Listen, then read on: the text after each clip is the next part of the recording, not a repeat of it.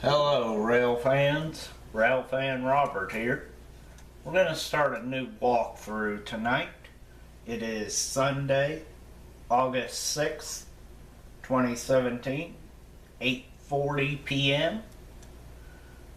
I know some of you rail fans and gamers alike will probably enjoy this one. Trains Railroad Simulator 2006 full version. So we're just gonna get in there and get started. I'm gonna be playing this walkthrough with a rail driver controller. I've been trying to get this ever since I got it. I've been trying to get it compatible with some railroad simulator game. So we're gonna start off with some tutorials. We're gonna do the first two in this first segment. Then I'll come back next video and do the third and fourth and so on until we work our way through all of these sessions, let's call them that. So we're going to start off with tutorial 1, controls.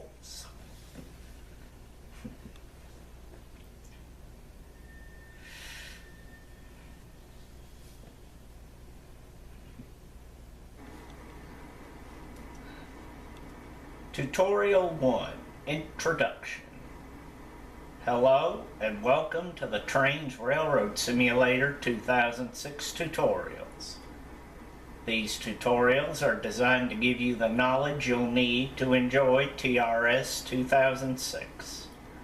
You also can find out more detailed information in the TRS manual that comes with the program.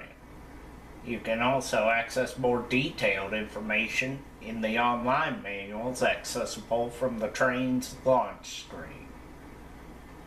In this tutorial, you'll learn the basic screen functionality, camera controls, how to use the map, and most importantly, basic train controls in DCC mode like we got over here. Some game functionality has been disabled during this tutorial. To close this window and begin the tutorial, click the check mark at the bottom of the page. So that's what we're going to do. Speed and time display. In addition to the time, the current speed and the track speed limits are shown at the top right corner of the screen.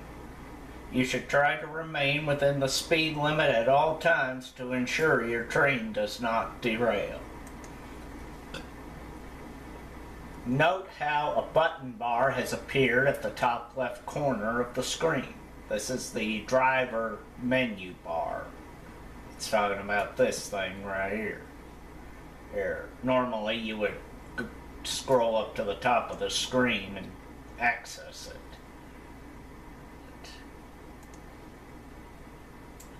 There are several buttons here. We are particularly interested in the pause button. Click it to pause the game and click it again to unpause it. Use it during this tutorial if you need some extra time to read the instructions. The X obviously exits the game. Pause and unpause the game. Use it to give yourself more time to read these instructions. Save game. You can save your progress in any session such that it can be reloaded later. In other words, if you gotta save your game, if you have to quit the game but don't want to lose your progress, you can save the game, exit out, and come back to it later. There. Just remember what you saved it as. Performance settings. Change the graphic settings of the game to increase performance. Units of measurement. Switch the display between kilometers per hour and miles per hour. Find. Locate an item on the map. It's basically like the in-game search engine. You use it to find stuff a lot easier within the level you are playing. On-screen help. Switch on and off the on-screen text help, mainly junction switches and things like that. For the purpose of this tutorial, only some of the buttons are active. Cameras. There are 4 camera views that you can switch between at any time. Some of the views require that the view be focused on a locomotive. Focusing the view can be accomplished by left-clicking on a locomotive. First of all, we have the cab view. This is the view we have from the driver's seat of the cab. Click and hold the right mouse button and move the mouse to pan the camera around the cab. Use the whatever keys these are to switch between the different cab viewpoints. External view. With the view focused on a locomotive, click and hold the right mouse button and move the mouse left and right to pan the camera. Move it forward and backwards to elevate it. Tracking view. It changes your view to the nearest tracking camera if one is available. If a tracking camera is not available, it will temporarily revert back to the external view until one becomes available. Free roaming view. This camera allows you to go anywhere on the map. Click the right mouse button in the 3D world where you want the camera to focus to be. Click and hold the right mouse button to move around the map continuously. Use the cursor keys, use the arrow keys, to pan or elevate the camera. The camera can also be manipulated using the arrow keys on the keyboard. In all but the tracking view, you can zoom the camera using the mouse wheel or using the page up and page down keys on your keyboard. Click the map button to open the map. The map view is useful for getting an overview of where your trains are in relation to the industries, the track configuration, plotting your train movements, and checking turnout settings and signal statuses. While in this view, you remain in control of your locomotive, and it will continue to move unless you pause the game. Click and release the right mouse button to change the view focus on the map, like what I'm doing right now.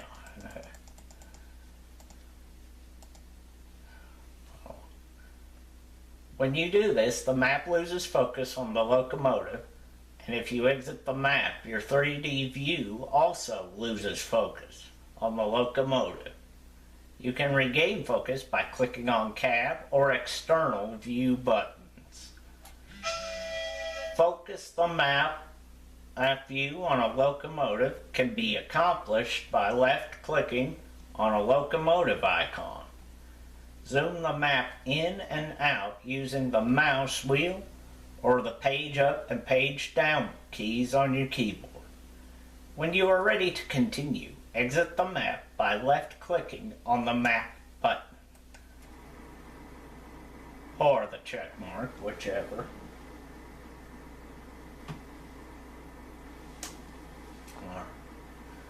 DCC driver controls. The last section of this tutorial lets you have some real fun. Let's get the locomotive moving. There is one master switch and 4 buttons. The master switch control, move the dial clockwise, will start the train moving forward. Move it counterclockwise, will make it move in reverse. Stop, click to bring the train to a halt. Pantographs, click or to raise or lower the pantographs if the train has them. The lights, obviously click to turn them on or off. Horn, click to sound the horn. Congratulations, you have completed Tutorial 1. Proceed to Tutorial 2 when you are ready. I forgot to read this box here. Description. The first tutorial will introduce you to basic menu navigation, cameras, the map, and moving the train in DCC mode. We are now going to move on to Tutorial 2. And yes, I'm going to do them in order. The second tutorial will introduce you to Waybills and interacting with industries. So, let's go back and get started. This tutorial explains a little about how industries work, the Waybill system, picking up and dropping off commodities. To close this window and begin the tutorial, click the check mark at the bottom of the page. Waybills. The new interactive industries require commodities to produce other commodities or services. When an industry requires a commodity, it produces a waybill. And an example of one is shown right here. When you finish looking at the waybill, click the X in the top left corner of the waybill to close it and continue the tutorial. By clicking on the waybill icon, you are able to see what industries require deliveries. In this case, you will see that Radcliffe Power Station requires a delivery of coal. Click on the Waybill button at the bottom right of the screen to view the waybill.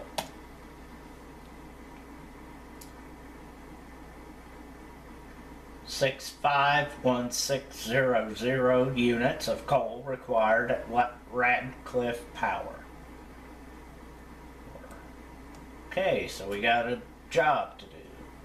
Click on the map button to open the map. Now that you've received a waybill, you need to locate the industry that will help you fill it. Find the Western Deep Mine on the map, which is located directly to the left of your consist. Head towards it and enjoy the ride. Click the map button to return to the main view. If you need to refocus the view on your consist, click the External or Cab View button. You may have noticed that every time this tutorial window is not visible, a tutorial help icon appears in the bottom right of the screen as this screenshot shows.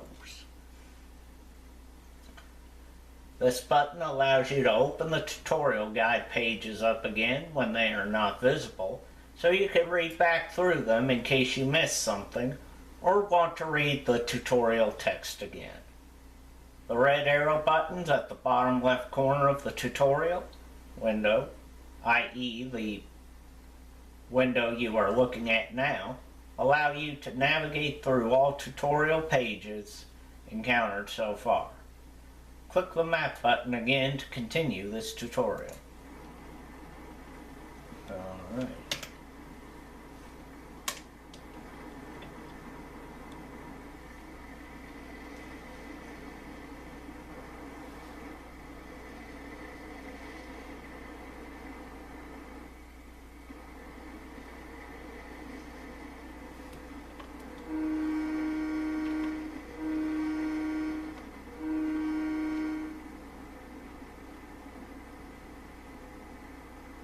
In this tutorial, all the junction switches will be set for us, so I really won't have to worry about that.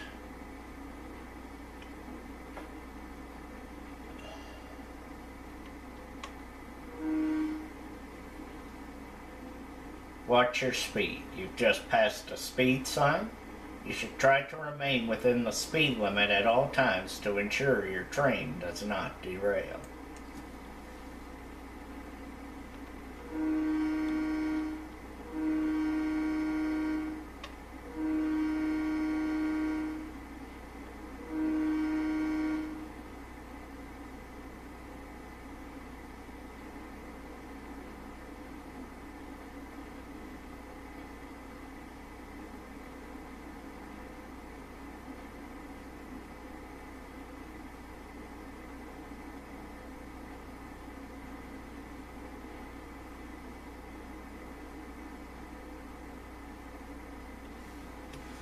Setting the approach speed. You are approaching the Western Deep Mine and a speed sign is shown ahead, reducing the speed limit to 20 miles an hour or 32 kilometers per hour. Start slowing down now in order to be traveling at the correct speed when you reach the new speed zone. The tracks have been arranged to take you into Coal Bay 1, so for now just take care to control your speed. Each industry loads and unloads in a different way, so you will need to adjust your approach based on the industry type. The coal mine requires you to be moving around or less than 7 miles or 10 kilometers. As you pass under the coal chute, the coal hoppers will automatically load, so just keep the train moving at the correct speed. If you are going too fast, the hoppers will not load.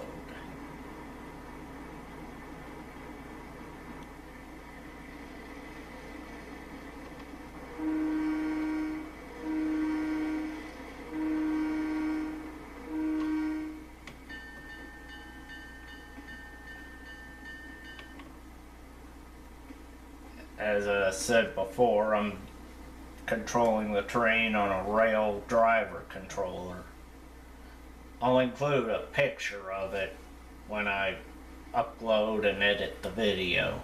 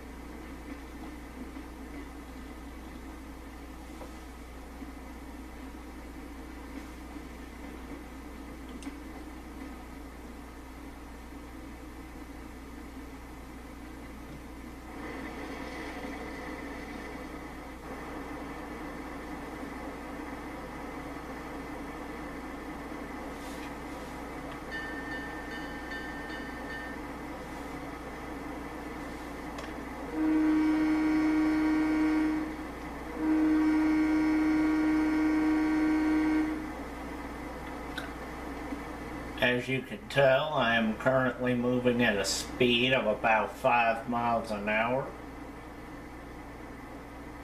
I know it says 6 miles, so I'm within the correct range, and the coal chute will load my coal hoppers. If you'd like, I will include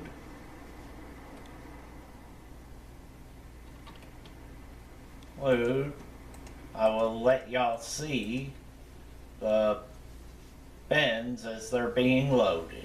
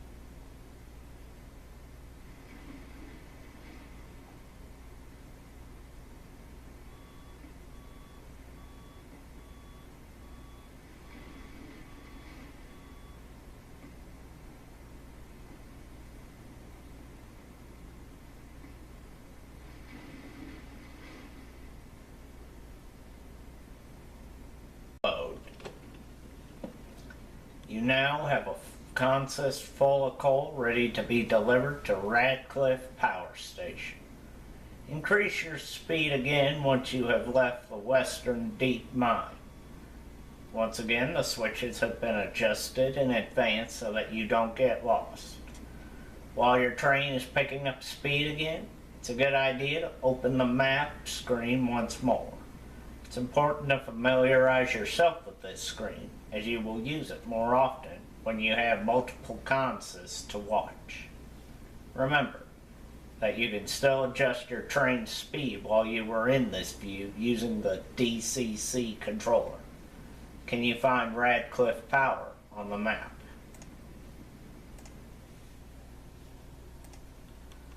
Okay, here we are, Western Deep Mine.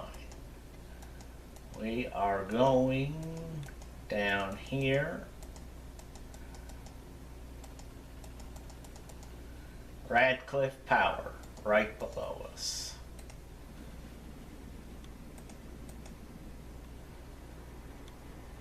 I'm gonna enter the cab again.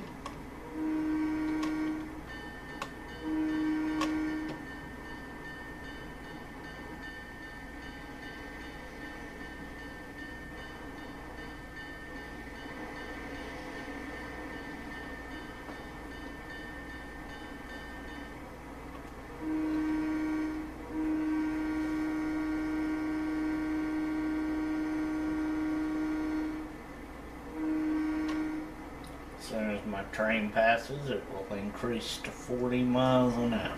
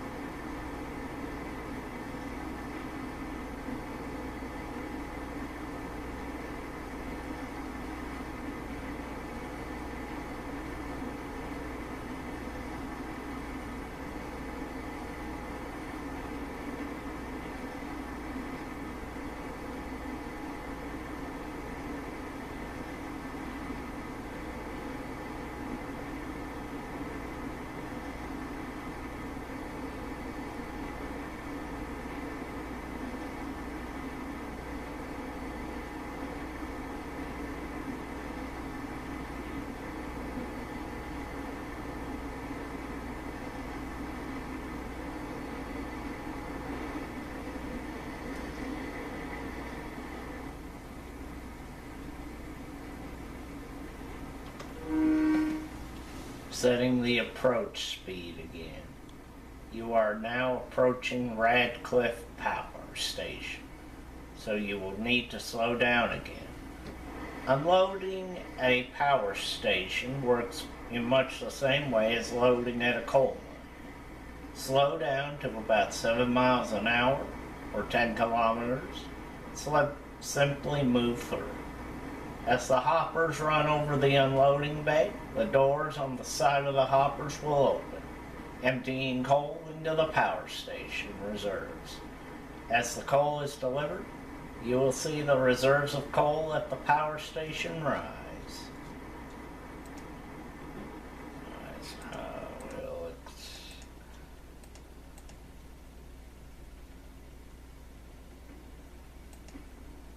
I am gonna go slow, about 5 miles an hour.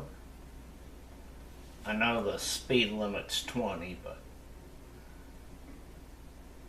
we gotta be slow approaching this.